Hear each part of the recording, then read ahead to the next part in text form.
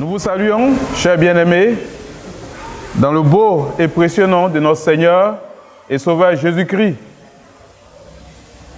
Soyez les bienvenus au temple Emmanuel de Koumassi Marais, la différence. Vous êtes à votre moment d'exhortation. Pour ce jour, nous allons parler de l'apôtre Paul.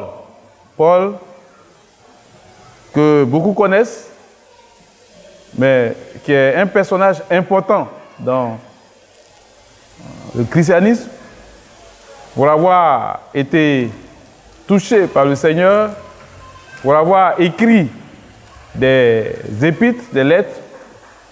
Le Nouveau Testament contient plus d'écrits de Paul que les autres apôtres.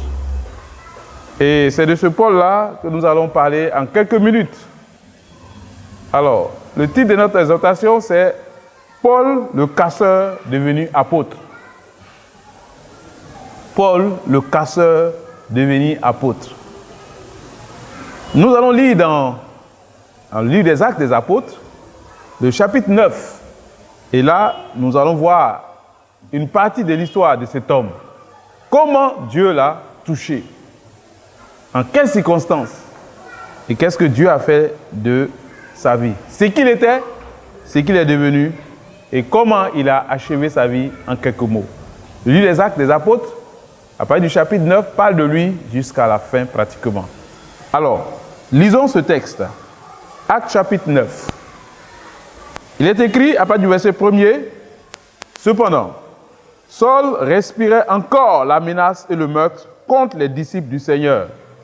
Se rendit chez le souverain sacrificateur et lui demanda des lettres pour les synagogues de Damas, afin que s'il s'y trouvait des partisans de la nouvelle doctrine, hommes ou femmes, il les amena liés à Jérusalem. Comme il était en chemin et qu'il approchait de Damas, tout à coup, une lumière venant du ciel resplendit autour de lui. Il tomba par terre et il entendit une voix qui lui disait « Saul, Saul, pourquoi me persécutes-tu » Il répondit « Qui es-tu, Seigneur » Et le Seigneur dit « Je suis Jésus que tu persécutes. Il te serait dur de regimber contre les aiguillons. » Tremblant et saisi d'effroi, il dit « Seigneur, que veux-tu que je fasse » Et le Seigneur lui dit « Lève-toi, entre dans la ville et on te dira ce que tu dois faire. » Les hommes qui l'accompagnaient demeuraient stupéfaits et ils entendaient bien la voix, mais ils ne voyaient personne. Saul se releva de terre et, quoique ses yeux fussent ouverts, il ne voyait rien. On le prit par la main et on le conduisit à Damas. Il resta 3 jours sans voir et il ne mangea ni ne but. Or, il y avait à Damas un disciple nommé Ananias. Le Seigneur lui dit, dans une vision, « Ananias » Il répondit, « Me voici, Seigneur. » Et le Seigneur lui dit, « Lève-toi, va dans la rue qu'on appelle la droite et cherche dans la maison de Judas un nommé Saul de Tarse. Car il prie et il a vu en vision un homme du nom d'Ananias qui entrait et qui lui imposait les mains afin qu'il recouvrât la vue. » Ananias répondit, « Seigneur, j'ai appris de plusieurs personnes tous les maux que cet homme a fait à tes saints dans Jérusalem. Il a ici des pouvoirs de la part des principaux sacrificateurs pour lier tous ceux qui invoquent ton nom. » Mais le Seigneur lui dit, « Va, cet homme est un instrument que j'ai choisi pour porter mon nom devant les nations, devant les rois et devant les fils d'Israël. Et je lui montrerai tout ce qu'il doit souffrir pour mon nom. » Amen. Et je lui montrerai tout ce qu'il doit souffrir pour mon nom. Il dit, j'ai fait de cet homme, je l'ai choisi pour porter mon nom comme un instrument devant les nations, devant les rois et devant les fils d'Israël. Et je lui montrerai tout ce qu'il doit souffrir pour mon nom. Voilà ce que Dieu dessine pour Paul. il va souffrir.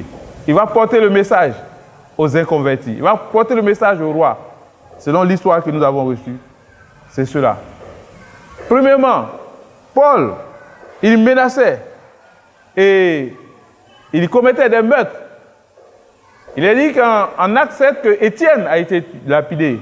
Et Paul était d'accord. Il approuvait ces gestes. Et c'était ces choses-là qui le caractérisaient. Les menaces et le meurtre caractérisaient Paul. C'était son passé. Et il s'appelait Saul. Et son nom a été changé en Paul. Et deuxièmement, le salut et la grâce sont venus et l'ont touché. Parce que Dieu l'a touché lui-même. Jésus lui a parlé. Il lui a dit, arrête de me persécuter. Car lorsque tu persécutes les enfants de Dieu, c'est moi que tu persécutes. Oui, il a eu le salut et la grâce. Jésus l'a touché et a fait de lui un instrument pour les nations. Et l'histoire dit que ce Paul, il a fini sa vie décapité et après une riche vie en Jésus, où même les gens posaient des pochettes sur lui et guérissaient les malades, il a été mort, décapité. C'est ainsi qu'il a terminé sa vie. Il a souffert. À plusieurs reprises, il a frôlé la mort. On l'a menacé de mort. Il y a des personnes même qui ont fait un vœu en faisant des imprécations sur eux-mêmes, en disant que si nous ne tuons pas Paul, nous n'allons pas manger. Nous ne savons pas ce que sont devenus ces gens. Parce que Paul a échappé encore à cet attentat. Mais il est mort décapité pour l'œuvre du Seigneur. Mais il a fini par parler. Il a parlé aux nations. Il a parlé aux enfants d'Israël. Il a parlé au roi, à César, à Rome, où il a été emmené en prison. Oui, Paul a vécu cette vie. Mais toi, quelle est ta vie? Quelle est la destinée? Paul était un casseur. Il est devenu un apôtre. Tu étais quoi? Et qu'est-ce que tu deviens maintenant? Alors pense-y. Qu'est-ce que tu fais pour Dieu? Quel plan Dieu a-t-il tracé pour toi? Pour Paul, son histoire était claire. Il devait parler aux nations. Il devait être un instrument pour porter le nom de Jésus devant les nations, devant les rois et devant les fils d'Israël. Et sa souffrance, il allait voir comment il allait souffrir. Et toi, qu'est-ce que Dieu a destiné pour toi? Tu n'es pas n'importe qui. Dieu a fait un plan pour toi. Et ce plan, tu dois le savoir. En le sachant, tu dois y marcher. Et parce que Paul, Dieu avait son plan pour lui et qu'il voulait qu'il parle au roi, il est allé jusqu'à Rome, à l'empereur. Il a parlé.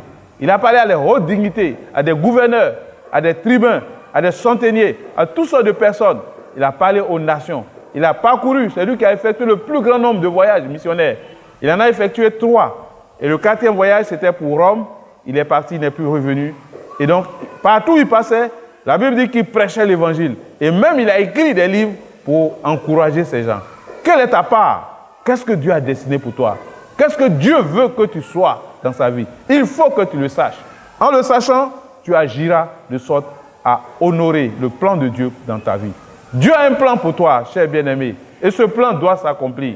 C'est pourquoi il te maintient en vie. Tant que Paul n'avait pas accompli le plan de Dieu, il était en vie. Il a même été mordu par un serpent venimeux, une vipère. Mais cela ne lui a rien fait. Alors, la Bible dit que vous allez boire des breuvages mortels.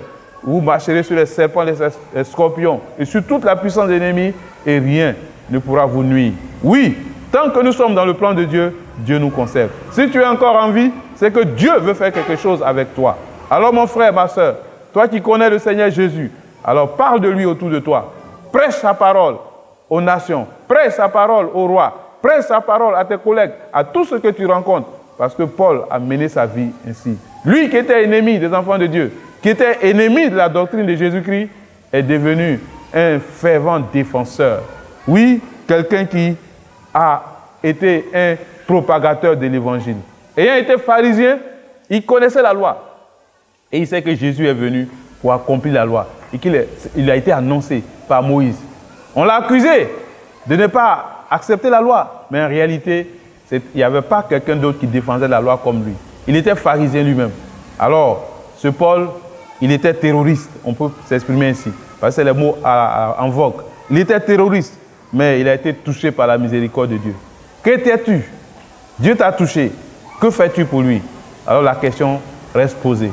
Autant Paul a été un instrument, Dieu veut que tu sois aussi un instrument pour la gloire de son nom.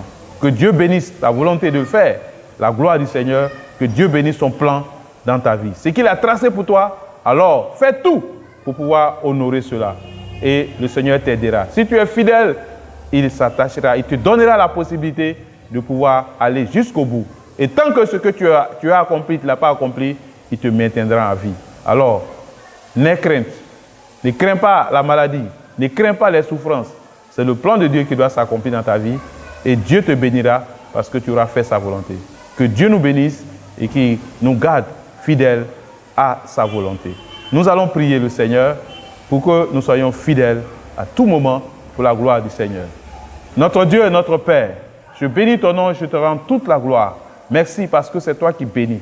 Et ta bénédiction est celle-là qui enrichit et tu l'as fait sur aucun chagrin. Ce que tu as fait pour Paul, tu peux le faire pour chacun de nous. Je prie donc que tu étendes ta bonne main sur nous et que Dieu, nous soyons des instruments pour porter ton nom vers les nations, pour porter ton nom autour de nous, pour porter ton nom à nos parents, à nos amis et tous ceux qui ne te connaissent pas, nos collègues, nos supérieurs, nos autorités même, et que la paix de Dieu soit le partage de chacun de nous. Sois loué et sois exalté pour tout ce que tu fais, car tu nous gardes. Tant que tu as besoin de nous, tu nous maintiens en vie. Et nous croyons que Dieu, tu nous maintiens pour que nous soyons des instruments pour la gloire de ton nom. Sois béni et sois exalté. Au nom puissant de Jésus, nous avons prié. Merci Seigneur.